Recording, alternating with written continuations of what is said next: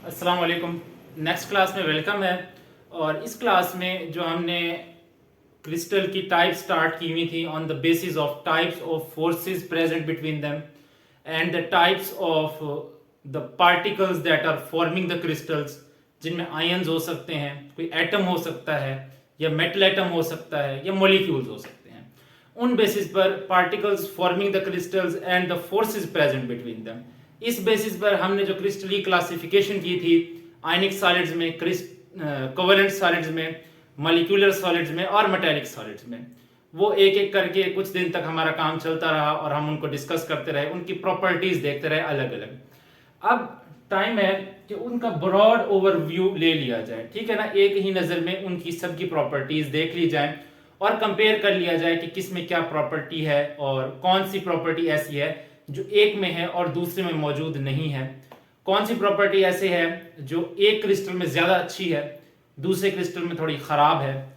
तो चार तरह से हमने क्रिस्टल्स को क्लासिफाई किया था on the basis of particles forming the crystals and forces between them। Four types में हमने इनको क्लासिफाई किया था। नंबर वन, आयनिक सॉलिड्स हमने कहा था दो solid in which particles forming the crystals are positively and negatively charge ions are called as ionic solids. इसी तरीके से हमने कोवेलेंट सॉलिड्स पर बातें की, कोवेलेंट सॉलिड, और हमने कहा the crystals in which particles forming the crystals are neutral atoms of elements, और दो तरह की टाइप्स ही बताई, लेयर्ड कोवेलेंट सॉलिड्स और जाइंट कोवेलेंट सॉलिड्स। इसी तरीके से मॉलिक्यूलर सॉलिड्स पर बातें करते रहे। Molecular solids, the solid in which particles forming the crystals are neutral molecules और monoatomic atoms of noble gases are called molecular solids. जो नोबल गैसेस के मोनोएटॉमिक एटम्स होते हैं वो भी तो वो होते हैं ना, मॉलिक्यूल होते हैं, मोनोएटॉमिक मॉलिक्यूल होते हैं क्योंकि स्टेबल होती है नोबल गैसेस। अच्छा, नंबर फोर, हमने मेटालिक सॉलिड्स की बात की, ठीक है, in which crystals are formed by metal atoms, ठीक है, metal atoms and delocalised electrons. तो इन पर हम एक एक करके बात करते रहे। अच्छा, ये जो है आयनिक solid, covalent solid, molecular, metallic, इनमें से कोई भी एग्जांपल उठा लो, ठीक है, कोई भी एग्जांपल उठा लो। तो वो जो है 7 क्रिस्टल सिस्टम्स जो मैंने आपको पढ़ाए थे और बताया था, ब्रेविस लैटिसेस का कंसेप्ट दिया था, जिनमें से 7 ब्रेविस लैटिसेस वाला कंसेप्ट हमारी बुक में है। एक और 14 ब्रेविस लैटिसेस वाला कंसेप्ट भी होता है, वो हमारी बुक में नहीं है, ठीक है ना। तो ये जो 7 क्रिस्टल सिस्टम जो हमारी बुक में दे रखा है on the basis of crystallographic elements, तो इनमें से अगर कोई भी एग्जाम्पल ले ली जाए तो वो उन सातों में से फिट हो जाएगी, उन सातों में से कहीं ना कहीं फिट हो जाएगी। सात मैंने आपको पढ़ाए थे, cubic, tetragonal, orthorhombic, monoclinic, hexagonal, rhombohedral और ट्राइक्लिनिक, ठीक है ना। तो वो 7 क्रिस्टल सिस्टम था on the basis of crystallographic elements. और ये चार तरह से सॉलिड्स की क्लासिफिकेशन है on the basis of particles forming the crystals and the forces present between them, ठीक है ना। इनका अब जनरल ब्रॉड व्यू ले लिया जाए। आइए इनका एक ब्रॉड व्यू ले लिया जाए।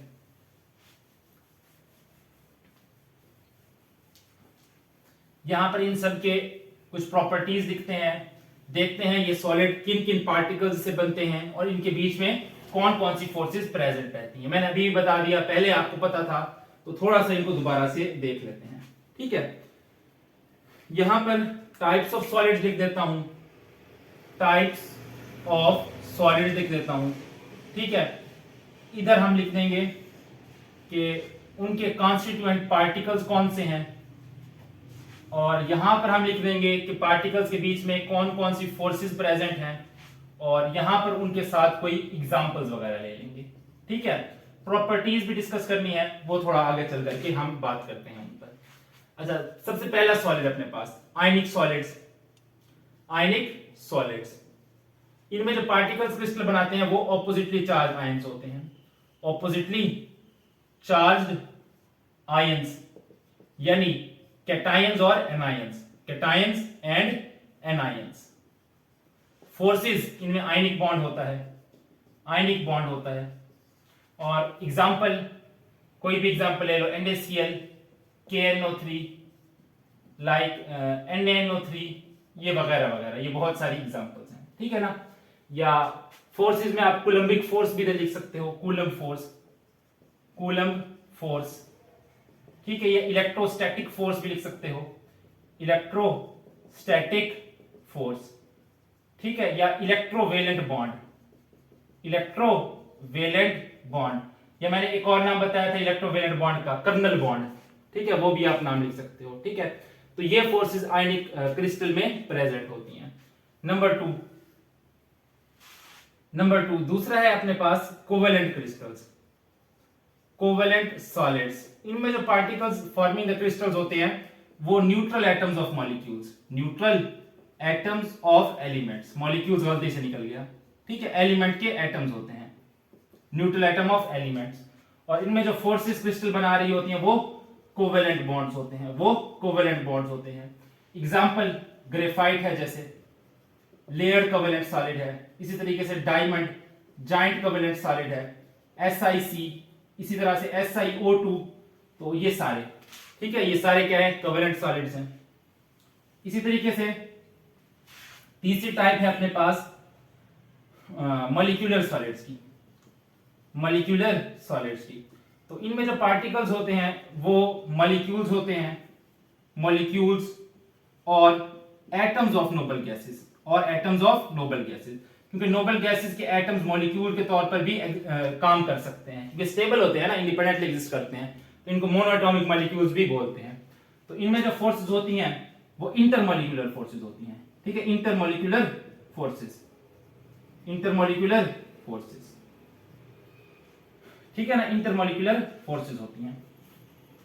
और इंटरमॉलिक्यूलर फोर्सेस जनरली जो होती हैं वो डाइपोल,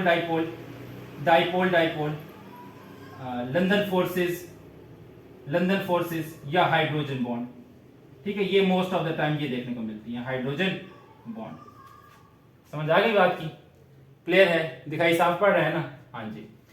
और इसका कोई एग्जांपल, मिसाल के तौर पर अगर सॉलिड HCl ले लिया जाए, सॉलिड HCl, तो उसमें डाइपोल फोर्सेस होंगी, ठीक है।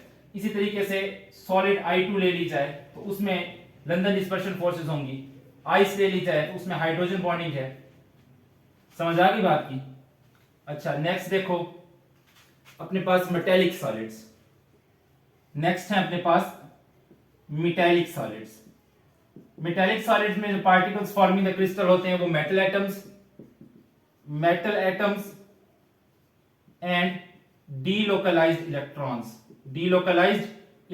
इलेक्ट्रॉन गैस थ्योरी या इलेक्ट्रॉन पूल थ्योरी आपको पढ़ाई थी कि पॉजिटिवली चार्ज मेटल आयंस, बल्कि मेटल एटम्स की जगह मेटल कैटायंस लिखना बेटर होगा, metal cations and delocalised electrons, ये होते हैं क्रिस्टल के main constituent particles metallic solids में। और इनमें जो फोर्स होती है इसको बोलते हैं मेटेलिक बॉन्ड। क्या बोलते हैं? Metallic bond. एग्जाम्पल आयरन है, कॉपर है, जिंक है, टिन है, टंगस्टन है, वगैरह वगैरह, जितने भी मेटल्स हैं वो सारे मेटेलिक सॉलिड्स के एग्जाम्पल हैं। तो ठीक है, ये देखो, ये आपके सामने एक जनरल डिस्क्रिप्शन जो है मैंने बना दी आपके डिफरेंट टाइप्स ऑफ सॉलिड्स की, जिनकी क्लासिफिकेशन हमने on the basis of types of particles and the type of force present between them की थी। ठीक है ना? तो ये देखो, ये चार तरह की, ये बना दिए, इसे नोट कर सकते हो, ठीक है, इसे ध्यान में रख सकते हो। मेन जो डिफरेंस हमने करना है वो प्रॉपर्टीज की बेसिस पर करना है। आइए प्रॉपर्टीज पर बातें की जाए। आइए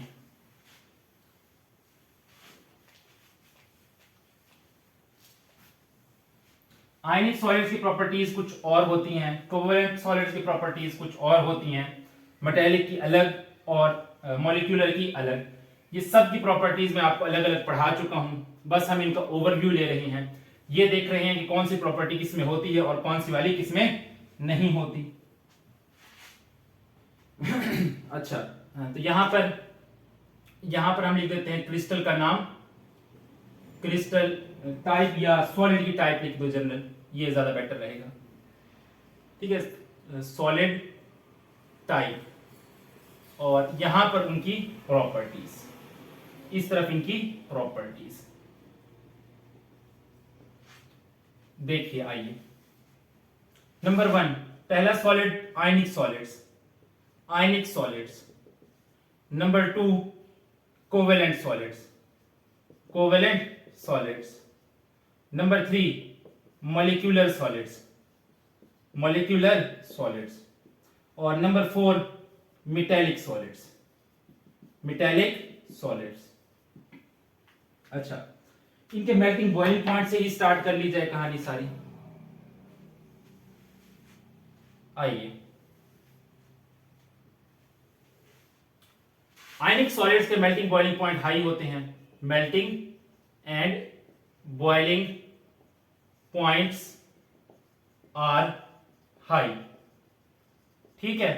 इनका भी, कोवेलेंट सॉलिड्स का भी high melting boiling point, high melting boiling points, ठीक है। मॉलिक्यूलर सॉलिड्स में, मॉलिक्यूलर सॉलिड्स में क्योंकि वीक फोर्सेस होती हैं, लंदन फोर्सेस होती हैं, तो इनके मेल्टिंग बॉइलिंग पॉइंट जो है लो होते हैं, इनके low melting boiling point, low melting and boiling points. और मेटालिक सॉलिड्स में low to high, low to high melting boiling points. कुछ मेटल्स के मेल्टिंग बॉइलिंग पॉइंट्स लो होते हैं, कुछ के हाई होते हैं। जिनमें मेटालिक बॉन्ड वीक होगा उनमें जो है लो मेल्टिंग बॉइलिंग पॉइंट्स होंगे, और जिनमें मेटालिक बॉन्ड स्ट्रांग होगा उनमें जो है हाई मेल्टिंग और बॉइलिंग पॉइंट्स होंगे, ठीक है। आयनिक सॉलिड्स जो हैं ये poor conductor in solid state, poor conductors in solid state, in solid state, ठीक है। कोवेलेंट सॉलिड्स जो हैं ये भी पुअर कंडक्टर्स होते हैं, पुअर कंडक्टर्स होते हैं।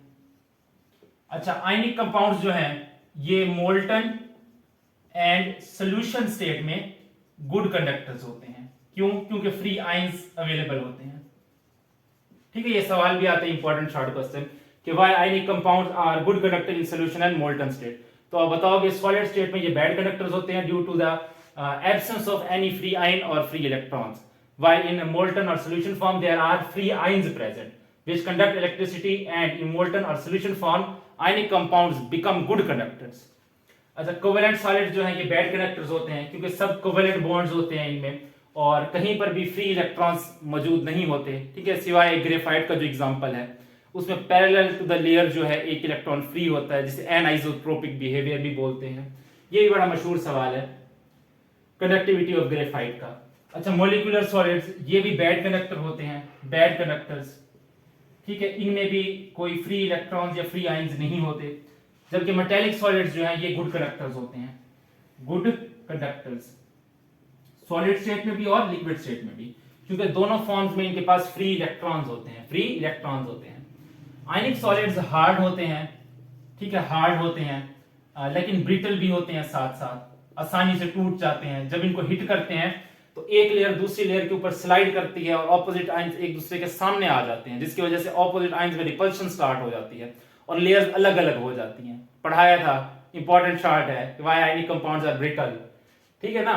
अच्छा, कोवेलेंट सॉलिड्स जो हैं, कोवेलेंट सॉलिड्स भी हार्ड होते हैं, हार्ड होते हैं, ठीक है, लेकिन ब्रिटल नहीं होते, नॉट ब्रिटल, ठीक है, ब्रिटल नहीं होते, आसानी से टूटते नहीं है।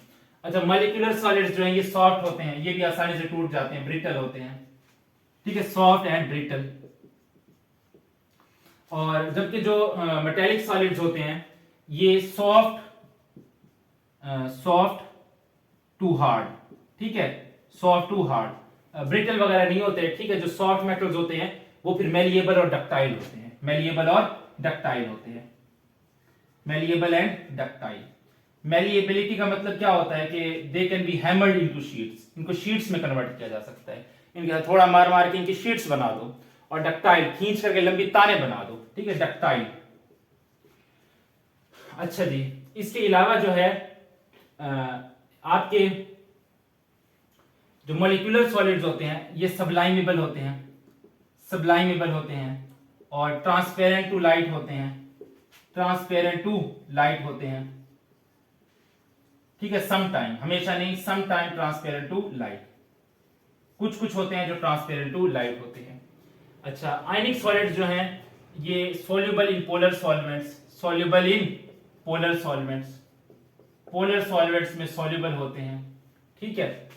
अच्छा, और मेटेलिक सॉलिड्स की सॉल्युबिलिटी के हवाले से कोई बात नहीं करनी मुझे। अच्छा, मॉलिक्यूलर सॉलिड्स के हवाले से अगर बात करें तो ये नॉन पोलर सॉल्वेंट्स में सॉल्युबल होते हैं, ठीक है, soluble in non polar solvents, soluble in non polar solvents. जिस तरह P4 है फास्फोरस या S8 है बेंजीन टालिन में वो सॉल्युबल होते हैं, ठीक है, बेंजीन टालिन में सॉल्युबल होते हैं। तो ये आपके सामने था एक general comparison different types of solids का। तकरीबन जितनी बातें बुक के टेबल में लिखी हुई हैं वो सारी बातें जो है मैंने डिस्कस करनी है आपके साथ, ठीक है। एक बात जो रह गई मुझे दिखाई पड़ रही है मेटेलिक सॉलिड्स में। हाँ, मेटेलिक सॉलिड्स की एक प्रॉपर्टी रह गई कि ये लस्ट्रस होते हैं, लस्ट्रस होते हैं, ठीक है, और इनका फ्रेशली कट पीस जो होता है वो शाइनी होता है। क्यों? क्योंकि जो फ्रेशली कट पीस होता है वहां के जो इलेक्ट्रॉन होते हैं वो एक्सपोज हो जाते हैं, और जैसे ही उन पर लाइट गिरती है वो एक्साइट होकर के हायर ऑर्बिट्स में चले जाते हैं और विजिबल लाइट एब्जॉर्ब करते हैं इस दौरान, और जैसे ही वो वापस आते हैं तो फिर व्हाइट लाइट या विजिबल लाइट जो है वो एमिट करते हैं, जिसकी वजह से वो शाइनी लुक हमें नजर आ रही होती है मेटल की, ठीक है ना, लस्ट्रस होते हैं। So that was all about a general comparison between different types of solids that was made on the basis of the particles forming the crystals and the types of the forces that are present in between the constituent particles, ठीक है ना। तो ये उनका एक general comparison था, उनकी examples वगैरह देख ली हमने और उनकी कुछ प्रॉपर्टीज वगैरह भी आपके सामने लिखी हुई हैं। तो ठीक है, wish you all the best. इंशाल्लाह अगला जो लेक्चर होगा वो इस चैप्टर का आखिरी लेक्चर होगा, फिर उसके बाद हम एटॉमिक स्ट्रक्चर स्टार्ट करेंगे, one of my favourite chapters, ठीक है। तब तक के लिए अल्लाह हाफिज।